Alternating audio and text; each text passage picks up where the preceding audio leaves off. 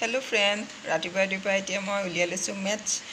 আৰু মেথছ কৰিবৰ কাৰণে কিছুমান মই শৰ্ট ট্ৰিক ইউজ কৰোঁ আৰু আজি আপোনালোকক এটা দেখাম শৰ্ট ট্ৰিক সেইটো মতে কৰি মই ফৰ্মুলা কেতিয়াবা ইউজ নকৰোঁ ফৰ্মুলা যেহেতু পাহৰি যাওঁ যদি এ দৰমহা বিতকৈ 25% বেছি হয় তেন্তে বি দৰমহা এতকৈ কিমান কম হেতু দিছে মই 25%টো হাইলাইট কৰি থৈছোঁ